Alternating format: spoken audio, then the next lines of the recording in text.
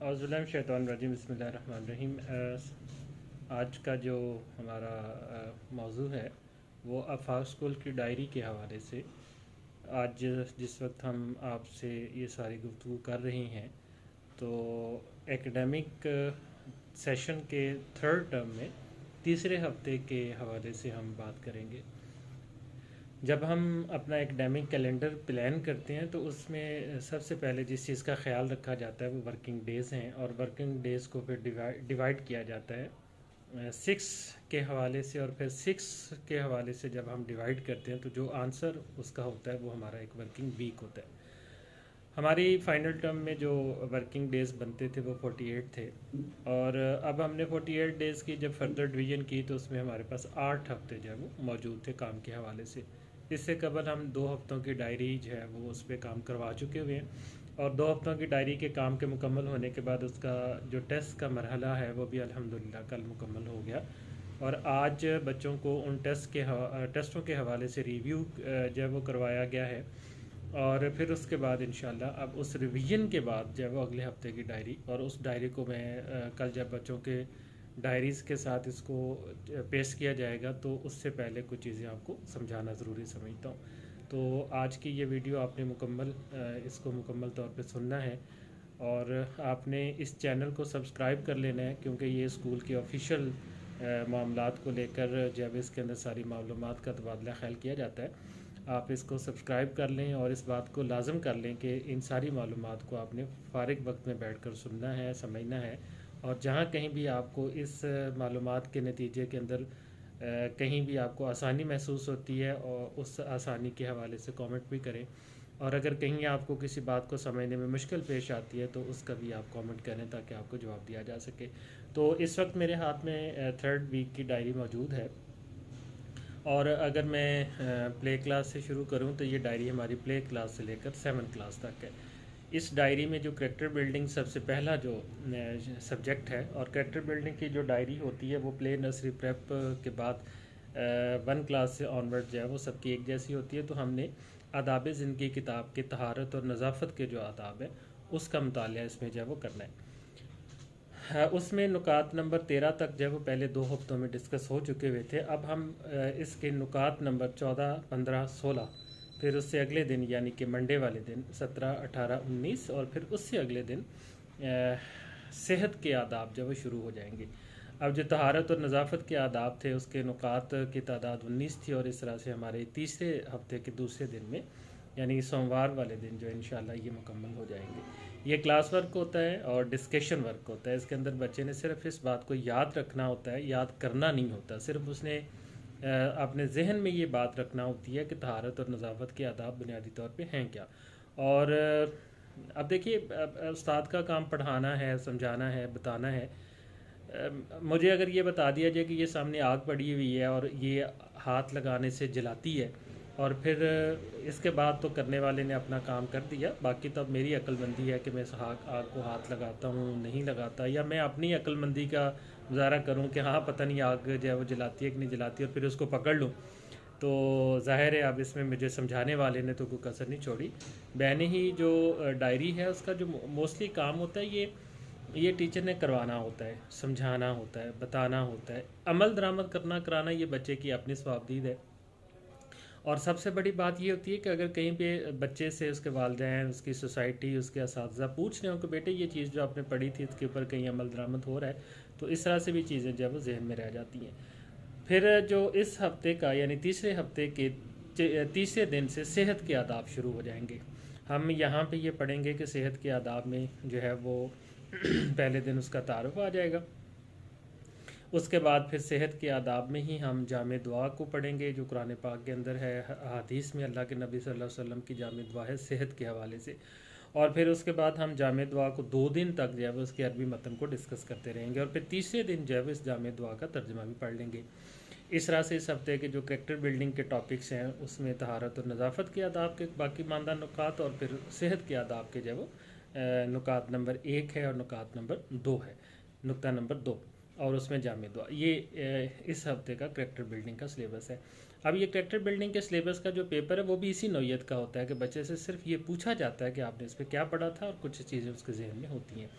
इसी तरह से फिर जो तदरीसुल कुरान है, जो आपको पता है कि 15 मिनट रोज़ाना इसके लिए रखे गए हैं, इसमें इस मरतबा का जो सिलेबस है वो सूरह अल बकरा की का जो सबक नंबर 2 है, आयत नंबर 1 से 5 तक, और फिर उसके बाद दूसरे दिन में सबक नंबर 2 आयत नंबर 6 है, और फिर तीसरे दिन में सबक नंबर 2 आयत नंबर 7 है, और चौथे दिन में आयत नंबर 6 और 7 का जायज़ा है, मफहूम है, ख़ुलासा है, और उससे क्या हासिल हुआ सबक। ये सारा कुछ एक किताब के ऊपर लिखा है जिसका नाम तदरीसुल कुरान है, और वो हम बच्चों को बैग के अंदर नहीं देते, वो हमारे पास स्कूल में ही महफूज होती है, और यहाँ पे ये बच्चों के हवाले करके फिर उसके बाद उसको पढ़ा दिया जाता है। इस तरह फिर उससे अगले दिन जब वो सबक नंबर 4 ही का आयत नंबर 8 यानी सूरह अल बकरा की ही आयत नंबर जब वो 8, इसका तर्जमा भी होगा और मुख्तसर तशरीह। और फिर इसी हफ्ते के आखिरी दिन यानी कि छठे दिन फ्राइडे बनता है, तो उस दिन आयत नंबर 9 है। तो गोया कि आयत नंबर 2 से आयत नंबर 9 तक सूरह अल बकरा की ये इस हफ्ते का कुरान पाक का जो है वो सिलेबस है। इस तरह फिर इस्लामियात है, इस्लामियात के डिफरेंट सिलेबस हैं, हर क्लास का अलग से सिलेबस है। और जब आपके पास डायरी आएगी तो आपने पहले नंबर पे ये देखना है कि बाब कौन सा है। मसलन अगर मैं 3 की बात करूँ तो उनका बाब शशम जो है वो चल रहा है, और अगर मैं 5 की बात करूँ तो इस्लामियात में उनका बाब 1 चल रहा है और उसकी रिवीजन चल रही है। और अगर मैं 4 की बात करूँ तो उनका भी बाब 1 की रिवीजन चल रही है। और अगर इसी तरह अब बाब 1 में जो है वो नाजरा है, उसमें हदीस है और दुआएं हैं। इसी तरह अगर मैं 3 की क्लास को देखूं तो उसमें डिस्कस हो गया कि बाब 6 चल रहा है, और इस तरह ऑनवर्ड ये जब इस्लामियात के सिलेबस की बात हुई। मालूमात आमा है और उसके साथ चहल अहादीस है। तो चहल अहादीस के मतलब इस मरतबा की जो अहादीस हैं वो जो पिछली मरतबा हमने जिसको डिस्कस किया था, अब थोड़ा सा उससे अगला सिलेबस है। और मज़लूम की ही दुआ जो हमने पिछली मरतबा में जाके दूसरे हफ्ते के एंड पे स्टार्ट की थी, उसी दुआ का तर्जमा है, और उसको 2 दिन जो है वो 3 दिन उसी को हमने डिस्कस करना है। अब उसमें जो तीसरा दिन होगा उस हदीस का जो वो इखलाकी सबक के हवाले से होगा। इसके अलावा इंग्लिश की तरफ आता हो तो इंग्लिश में क्लास प्ले से लेकर क्लास 5 तक तमाम बच्चों का हर रोज़ सिवाय जुमे के होमवर्क है, और होमवर्क वही है जो उस बच्चे की कॉपी तैयार करके एक स्कूल में है और एक बच्चों के बैग के अंदर या उनके घर के अंदर मौजूद होती है। मिसाल के तौर पर उसके ऊपर लिखा होगा कि notebook page number this and that. मतलब मेरे पास इस वक्त 3 है तो इसका पेज नंबर 61 और 13 है। अब 61 तो हम सीक्वेंस के साथ चल रहे हैं, तो ये 13 पीछे से क्यों है, तो ये फर्स्ट टर्म का है जिसमें हमने होमवर्क बच्चों से करवा लिया था लेकिन क्लास वर्क नहीं हुआ था। इस तरह फिर उसे अगले दिन 62 और 14 है, फिर 63 और 15 है, फिर 64 और 16 है, फिर 65 और 17 है, और उससे अगले दिन जुमे है। तो जुमे वाले दिन हम बच्चों को होमवर्क नहीं देते, क्लास वर्क नहीं करवाते कॉपी का, बल्कि जुमे वाले दिन ऐसे काम जो है वो करवाए जाते हैं कॉपी के हवाले से कि इस दौरान में अगर कहीं बच्चा एब्सेंट हुआ तो हम उन बच्चों का एब्सेंट वर्क करवा लेते हैं। इस तरह मैथ्स में जो है वो टेबल्स के हवाले से एक डिबेट काफ़ी अरसे से चल रही थी कि ये टेबल्स जो है वो बच्चों को नई मुश्किल पेश आ रही है, तो उसकी हमने थोड़ा डेंसिटी को कम किया है, और टेबल्स के हवाले से एक बाकायदा से फॉर्मेट के ज़रिए उसको पढ़ाना है। तो वो फॉर्मेट आपको इंशाल्लाह इसे अगली वीडियो में आपके साथ शेयर कर लिया जाएगा। उर्दू में भी अच्छा, मैं रियाजी में एक बात, मैथ में एक बात करना ज़रूरी समझता हूँ कि इसमें होमवर्क है रोज़ाना की बुनियाद के हवाले से।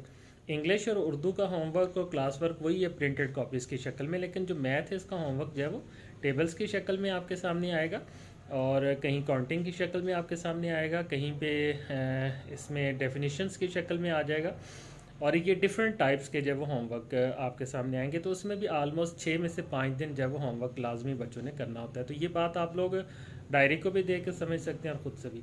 उर्दू में भी बिल्कुल इसी तरह से रोज़ाना का 1 सफ़ा या कुछ क्लासेस में 2 सफ़ात उर्दू के बच्चे ने लिखना होते हैं, स्कूल में भी और घर में भी।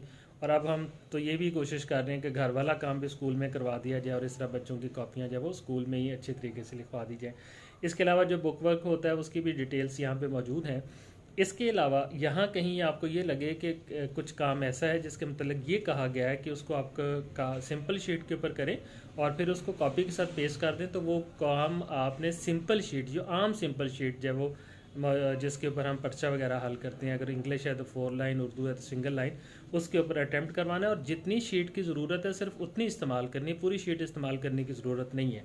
बाज़ औक़ात हाफ पेज पे भी काम हो जाता है, तो आपको सिर्फ हाफ पेज ही कॉपी के ऊपर पेश करना है। इसके अलावा जो 2-3 बातें अहम हैं जिसको आपने समझना है, और मैं जल्दी जल्दी उन बातों को इसलिए आपको समझा दूँ ताकि आपके बहुत सारे सवालों के जवाब उसके अंदर आ जाएं। तो उसमें यह कि जैसे डायरी आपके सामने कल आए, आपने सबसे पहले इस डायरी को पकड़ना है और आपने ये नोट करना है कि इस हफ्ते में मेरे बच्चे को, जिस भी वो क्लास में पढ़ता है, उसको होमवर्क्स कितने मिले, और इसके अलावा उसका चार्ट वर्क कितना है, उसका शीट वर्क कितना है, और इसके अलावा अगर उसकी कोई एक्टिविटी है जिसको उसने क्लास में परफॉर्म करना है और उसके लिए कोई मटेरियल रिक्वायर्ड है, जैसे साइंस में होता है आमतौर पे कुछ प्रोजेक्ट वर्क्स होते हैं, तो अभी से ही आपने इसको प्लान कर लेना है। आपने उस दिन जाके नहीं परेशान करना, ना खुद होना है, ना टीचर को करना है, ना बच्चे को कि जी आज मेरे पास ये चीज़ें नहीं है।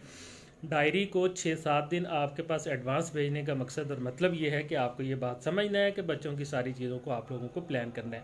देखें, ये किसी के साथ एहसान नहीं है। अगर आपका बच्चा चार्ट वर्क करता है, अगर आपका बच्चा एक्टिविटी करता है, तो भाई ये किताब की डिमांड है, किताब पे लिखा हुआ है, तो या तो फिर आप उस किताब वाले को निगलेक्ट कर दें, छोड़ दें उसको कहें आप एजुकेशनिस्ट नहीं है, मैं एजुकेशनिस्ट हूँ, मुझे बताइए काम कैसे करना है। और या फिर आप इस बात को एक्सेप्ट कर लें कि these are all to all the part of the education and part of the learning of the students.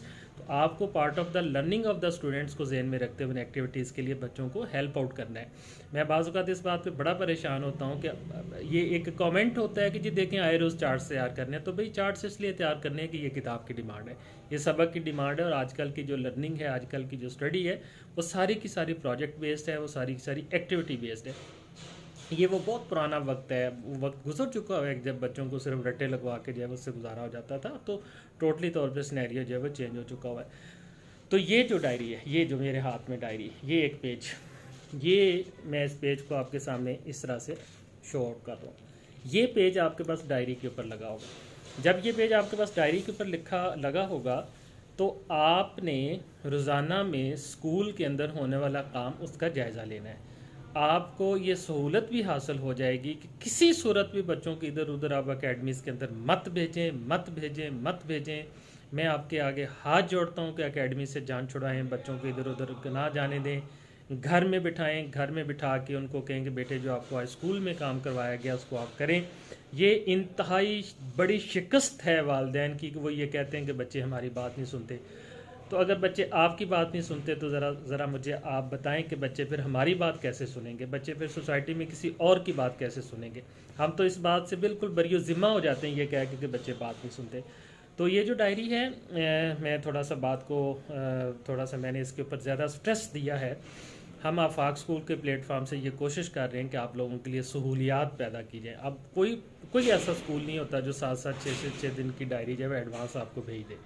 कोई स्कूल ऐसा नहीं है जो एक दिन का एक मिनट आपको प्लान करके दे। ये कोई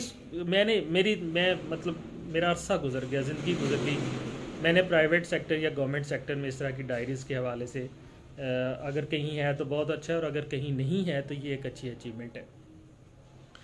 अब इसमें रंग भरना, इसके ऊपर अमल करवाना, बच्चों का जायज़ा लेना, बच्चों को बिठाना, पढ़ाना, समझाना, ज़ाहिर है इसके लिए तो मेरा नहीं ख्याल कि घर के अंदर आपको एक और टीचर रखने की ज़रूरत है, या आप एक और टीचर हायर करें और उसको पैसे दें। आपका अपना घर इस काम के लिए काफ़ी है। इस डायरी को पकड़ें, इसको अपने सामने रखें। इसके अंदर अगर आप पढ़े लिखे नहीं हैं तो बच्चे से कहें कि बेटे जितने भी HW हैं उनको ज़रा हाईलाइट कर लें, उसके नीचे अंडरलाइन कर लें। बच्चा अंडरलाइन कर लेगा, आपको पता चल जाएगा बच्चे ने इस पूरे हफ्ते में हाउ मैनी टाइम्स, कितने वक्त में होमवर्क करना है। वो होमवर्क का मतलब है उसने ये काम घर बैठ के करना है। अब ये काम भी किसी और के ज़िम्मे डाल दें, मतलब कुछ खुदा का खौफ कि ये काम भी किसी और के ज़िम्मे डाल दें जो होमवर्क था। हमने इसमें एक तरतीब और भी चेंज की है, और वो है लर्न वर्क के हवाले से ही हमारी स्ट्रेटजी है कि हम बच्चों को मोस्टली काम जब क्लासरूम्स के अंदर करवाएं, लेकिन फिर भी सारा लर्न वर्क क्लास में नहीं हो पाएगा। आप इसके अंदर ये बात ज़हन में रखिएगा कि जितना काम हम करवा सकते हैं अवेलेबल टाइम में हम ज़रूर करवाएंगे, और जो काम उसमें रह जाएगा वो लर्न वर्क आपने उसको देखना है घर के अंदर। आखिर में ये बताना ज़रूरी समझता हूँ कि जो क्लास वर्क है वो रिस्पॉन्सिबिलिटी है टीचर की कि वो क्लास में वो वर्क करवाए।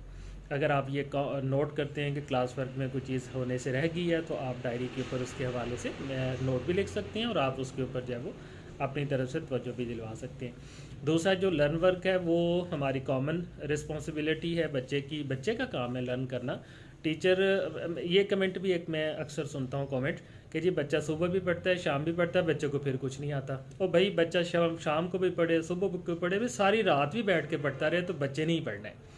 ये जिम्मेदारी मैं भी अदा कर चुका हूँ, मैं भी पढ़ चुका हूँ, आपने भी जितना पढ़ना था पढ़ लिया। अब बच्चे की ड्यूटी है, उसने पढ़ना है, उसके दिमाग के अंदर चीज़ें बिठानी है, उसने अपने दिमाग के अंदर, उसको समझाने वाले ने समझा दी है, उसको पढ़ाने वाले ने पढ़ा दी है, उसको जो है वो जितना उसकी अंडरस्टैंडिंग उसकी हो सकती थी उसकी करवा दी है। अगर बच्चे ने सबक याद नहीं किया, अगर बच्चे ने काम नहीं किया तो फिर प्रॉब्लम कहाँ पे है। अब इसका तो कोई सलूशन नहीं है, इसका एक ही सलूशन है कि आप अपने बच्चे का जो है वो सख्त एहतसाब करना शुरू कर दें। ये बिल्कुल लॉलीपॉप किस्म की बच्चों की एजुकेशन से बाहर निकल आए, ये मेरी नसीहत है आप लोगों को। और हम भी मुकम्मल तौर पे जो एहतसाब का निज़ाम है, आपका बच्चा जो करेगा, आपका बच्चा जो सबक याद करके आएगा, आपके सामने उसी तरह की रिपोर्ट जब ये इसके अंदर आप ये मत तवक्को रखें कि स्कूल आपसे कहेगा कि आपका बच्चा बहुत अच्छा जा रहा है। बिल्कुल भी कहीं अच्छा नहीं है तो अच्छा नहीं है, और अच्छा है तो बहुत अच्छा है, हम उसके ऊपर अच्छा कहेंगे। इसी तरह से दूसरी जो बात आपने जहन में रखनी है वो बड़ी अहम है, और वो ये बात ये है कि लर्न वर्क हमारी कॉमन रिस्पॉन्सिबिलिटी है, homework is the responsibility of the parents. ये मुकम्मल तौर पे आपकी ड्यूटी है, वालदैन की ड्यूटी है। अगर बच्चा होमवर्क नहीं करके आता तो उसका कौन जिम्मेदार है? अगर होमवर्क बच्चा घर से करके स्कूल नहीं आता और स्कूल जाके उसका होमवर्क कंप्लीट नहीं है और उसके मार्क्स कम आते हैं तो क्या वो भी स्कूल जिम्मेदार है? तो भाई कुछ मतलब इसके ऊपर आपको, मुझे, हम सबको सोच विचार करनी है कि होमवर्क हमारी जिम्मेदारी, वालदैन की जिम्मेदारी। इस तरह इसमें एक DW होता है जिसका मतलब होता है डिस्कशन वर्क, उसका मतलब होता है कि क्लास में उस पर डिस्कशन होनी है। हमने हर चैप्टर के आगाज़ में 2 दिन इस मकसद के लिए रखे होते हैं कि पहले दिन बच्चा उसके ऊपर टीचर के साथ डिस्कशन करे, उस सबक का तारफ़ हो, उसके SLOs को डिस्कस किया जाए, और फिर दूसरे दिन में उसकी रीडिंग की जाए। और रीडिंग भी पूरे चैप्टर की नहीं होती, ये भी एक सवालिया निशान है कि रीडिंग कितनी। तो रीडिंग में ये होता है कि हर चीज़ रीडिंग करने वाली नहीं होती। जो साइट वर्ड्स हैं, मसलन आप बच्चों को हर सबक में पढ़ाया जाए कि काफ व को होता है, काफ ये के होता है, काफ छोटे ये की होता है, ये हर सबक में पढ़ाया जाए, नहीं। ऐसा इसको रीडिंग नहीं कहते। रीडिंग ये होता है कि उसमें जो टफ टाइप के वर्ड्स आए हैं, जिसको ख़ास अल्फाज भी कहते हैं, जिसके लिए मतलब कई तरह की मुश्किल अल्फाज भी कहा जाता है, फिर इसके अल्फाज मानी भी आ जाते हैं, फिर कुछ इस्तिलाही अल्फाज भी आ जाते हैं जिनको टर्म्स बोला जाता है। मैथ्स में कुछ मैथमेटिकल टर्म्स आ जाती हैं। ये सारी की सारी चीज़ें ये रीडिंग का हिस्सा होता है। हमने बच्चों की कापियों पे तीनों टर्म्स की जितने भी अल्फाज मुश्किल हैं, जितने भी अल्फाज उसकी डिक्टेशन का हिस्सा है पूरी किताब से, और उस पूरी किताब में जितने भी शॉर्ट आंसर है सबके क्वेश्चंस ये निकाल के आपकी कॉपी के ऊपर पेस्ट किए हुए। इससे ज़्यादा कोई आसान काम नहीं हो सकता। आप अपने बच्चे की कॉपी पकड़े, इंग्लिश की पकड़े, उर्दू की पकड़े, उसके तीनों टर्म्स टैग सिलेबस को चेक कर लें।